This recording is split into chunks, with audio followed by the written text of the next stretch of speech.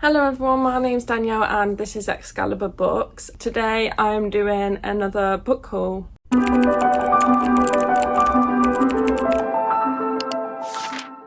I'm not sure on this lighting because the window is just here. I've tried to cover this up a little bit. I'm not sure if it's too dark, but we're just going to go with it, see how it turns out. I like filming with my bookshelf behind me. I don't get to film here that often. Everyone's gone out at the minute, so I can film here, just the lighting's a bit funny. I have a load of second-hand books this time, which is better. I did win a raffle on Instagram, so I got 2 books from that, I think. Let's just see what we got. I'm just going to be picking these out at random in no order, just as I grab them. The first one here is the Evernight Special Edition. I can't remember what month this was. Oh, July. It says it in here, and that is the Library of Hellebore. You can't really see the title properly. There you go. It's a stunning edition again. We have some end papers here and here. This is by Cassandra Core, which I've not read before, but I do have Nothing But Blackened Teeth by this author, I think. Oh, hello girl. By this author. I've just not read it yet. This one doesn't sound like the most interesting from her that I want to read. The other one does sound more interesting, but this one's set in like an academy for gifted people. Oh no, it's an academy for the dangerously powerful, the Antichrist, the Ragnaraks, the World Eaters and the Apocalypse Makers, and once they've graduated they can have like a normal life or something like that. And our main character's been kidnapped and forced to enroll. It seems like it's like a dangerous school that she's got to learn to survive. I'm not too sure. Like all the other Evernight books, really, they seem a bit on the... They're all adult, I think, but they all seem a bit on the like YA side. I read Last to Leave the Room and I DNF'd it, which was from Evernight. Like I've said a few times before, I'm thinking of doing a vlog along the lines of like, is Evernight worth your money and stuff, to see my rate of like enjoyment of the books, because if it's going to be like less than 50%, then I probably think about cancelling the subscription. That's something I am going to try and work on this year at least. I have just had a lot of books that I've had to read. There's nothing pulling me towards this one, but it is on the shorter side and it is a gorgeous edition. Another special edition I got, this one's from the Abominable Book Club, which does have like more horror that's more for me in it.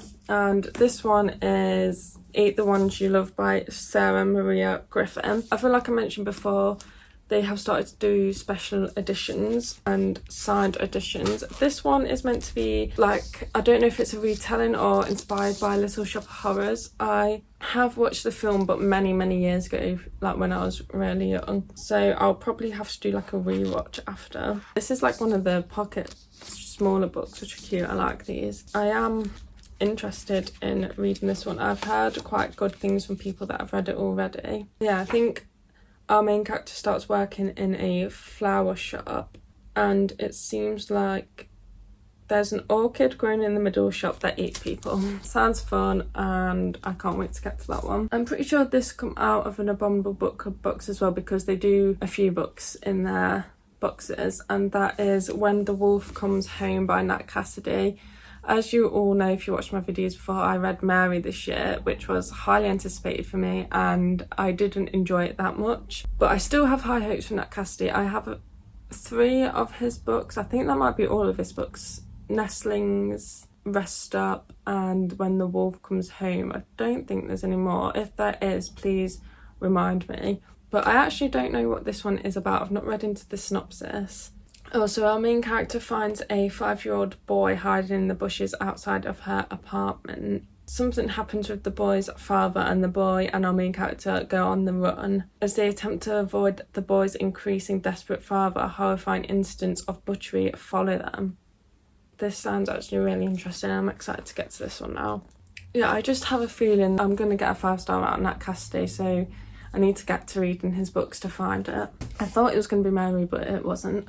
I've actually gained 3 Stephen Kings and I didn't actually realise, so let's do them next. I picked these 2 up from a car boot. I like these old battered mass market paperbacks from Stephen King. I don't usually like mass market paperbacks, but I do like Stephen King's. So I got Rose Madder, which seems like it's more of a thrillery one of Stephen King's, which I do like. So this one, we're following Rosie Daniels, whose husband is going to try to kill her, so she flees with his credit card, and she starts to build a new life. And then the synopsis gets a bit confusing. It don't really give you much. It says suspense, so it does say horror story in the back as well, but it's quite chunky, so I am quite apprehensive that I might not like this one, but I'm obviously going to give it a try. If it is one of his ones that isn't for me, I will DNF it, but I will give all of his books at least a try. And this one is Skeleton Crew. So yeah, this is one of his collections of short stories. Let's see how many we have. Okay, so there's a lot. Oh, The Mist is in here. I've watched The Mist TV show. Yeah, there's a lot. So some of them do seem quite short, only a few pages. It says, in this bumper collection of tales guaranteed to chill the spine and freeze the blood, we meet Grandma, who only wants to hug little George even after she was dead. The Raft, a primeval sea creature with an insatiable appetite. The Monkey, an innocent-looking toy with sinister powers. The unspeakable horror of The Mist, and there's a gruesome host of other stories. So they all seem quite different from each other as well, which is good. All different like sub-genres. Yeah, I love a good short story collection. This one I hadn't really heard of before, and I saw it in a secondhand bookshop. And that is Elevation by Stephen King, which is like a short one, and it's written like it's like the writing's really big and it's got illustrations in it. So I don't know if this is for like a younger audience. This is about a main character's got a strange condition. Every day he's losing weight without looking any different. Meanwhile, a new couple, Deirdre and Missy, owners of a fine dining experience in town, have moved next door. Scott is not happy with their dogs to keep fouling on his lawn, but as the town prepares for its annual Thanksgiving 12k run, Scott starts to understand the prejudices his neighbours face. Soon they forge a friendship which may help him through his mysterious affliction. So it sounds really interesting. I don't know why I've not heard of this one before. It's got like really nice illustrations in it. Sorry if my cat is being really distracting. I don't know, it sounds like it's going to have some sort of like magical supernatural element in it with this condition. I am really intrigued to find out what that is about, what the condition is. Next, I picked this up from the car boot, and it's Terry Pratchett, The Colour of Magic, because I did have this and for some reason I got rid of it, and I don't know why. I really want to get into the disc world because I read Dodger by Terry Pratchett, one of his standalones, and loved it. I didn't think I was going to like Discworld, but I just wanted to give it a try, and this is a good place to start, I think. I picked that one up, not the edition I wanted, but I didn't want to pay full price and get a new copy, so I just picked this one up for 50p. Next, I got the sequel to, I can't remember what it is called, but this one is called Monstrous Nights by Genevieve Demova. I wasn't too sure whether I was going to continue on with this, but it is only a duology, so I thought it'll be... Oh, Foul Days is the title of the first book, but it's only a duology, so it'll be over quite fast, and it was quite interesting. I just thought, like, I enjoyed it when I was reading it, but after I read it, it was quite forgettable, I think. I'll just read the sequel, and if I feel the same about this one, then I could just sell them both on Vinted, and yeah, it's not going to take up too much room on my shelves whilst I'm reading it. But the first one was about this witch, and their magic is their shadows like fuel their magic, make their magic work, and she bets her shadow and loses it. So, and I think without the shadow she's slowly dying, so basically the whole book's her trying to get her shadow back. And then something happens at the end of that book, which this one is gonna follow up on, I'm guessing. So I'll try and get to this one soon and get a series completed. Next, from a second-hand bookshop, I got Anno Dracula, which I didn't actually hear about until very recently when I started reading Dracula. This is set in Victorian times. I think it's Queen Victoria has married Dracula, if my understanding is right. It says his polluted bloodline spreads through London as its citizens increasingly choose to become vampires. In the grim streets of Whitechapel, a killer known as Silverknife is cutting down vampire girls. Also, it's like a Jack the Ripper retelling, Dracula retelling mashed together, which is interesting. I guess our main characters are going to be like investigating that too. This actually sounds really good and I can't wait to get to it. I think it's a series. I've not looked into what the series is about or anything. I just wanted to go into this blind, and I was really intrigued by the cover first. So yeah, it'd be really interesting to read like Queen Victoria marrying Count Dracula and Count Dracula being the King of England. It's a different take on this story. From the same shop, I've been needing a copy of Harry Potter and the Order of Phoenix because I can't find mine anywhere. So I wanted the old hardcovers to match mine. So whilst I was there, I just picked this up for £3.50. I am doing a reread of Harry Potter and I'll need this to continue on at some point. I got a couple of books from Vinted because I've sold some books on Vinted, so I'll use that money to buy books off there. And first one I got was Pines by Blake Crouch. I heard Emily Fox talk about this quite a few years ago maybe, and I'm pretty sure she enjoyed it, so yeah, I decided to get a copy. It was just £1 off there. Need to get this sticker off. Maybe I can watch the TV series after. But then I have read the back and I'm not sure if it sounds like it's for me. I think it's like a weird town. It's like quite secretive and stuff, and he just starts investigating that. I think it's like weird stuff starts happening. So it is quite interesting, but it's just very like, seems quite police and secret service kind of heavy, which is not ideal, but it might not play like a big part in the actual story. And then I did get The Demon King, which is an old YA fantasy series, which if I'm gonna read YA, I'll read fantasy. I was in the mood for a like older typical fantasy plot. This one seems like a good one. Yeah, the synopsis doesn't really give you anything. It's talking about following a reformed thief. I love following like a thief character, and it mentions that he has these cuff links that he's worn since birth, and they are magic because as he grows they grow and he can't get them off. Then he finds an amulet that has evil history. It once belonged to the Demon King, a wizard who nearly destroyed the world a millennium ago. With the magical piece that powerful at stake, Han knows that the Bayers will stop at nothing to get it back. Meanwhile, Princess Heir of the Fells has her own battles to fight. She's just returned to court after 3 years of freedom in the mountains, riding, hunting and working the famous clan markets. Razor wants to be more than an ornament in a glittering cage. She aspires to be like Hannah Leah,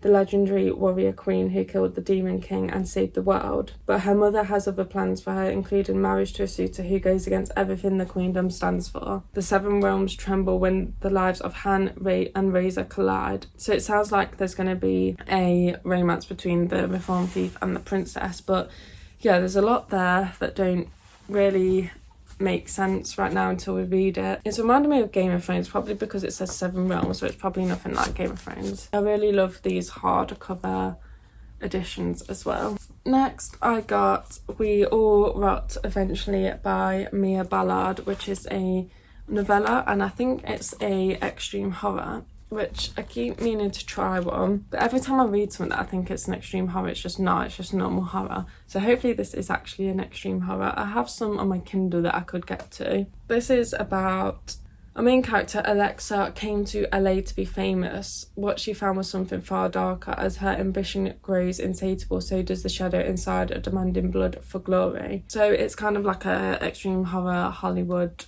story, which I don't really like Hollywood famous people stories, but it's only short, so if anything's this short I'll give it a go. Excited to get to this one.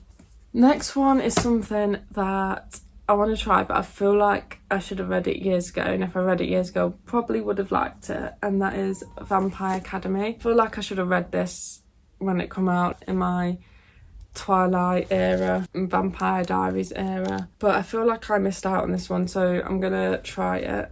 I don't even know what this is about. This is about a mortal vampire. I thought Vampire Academy was like a vampire school, but it don't actually mention anything about a school.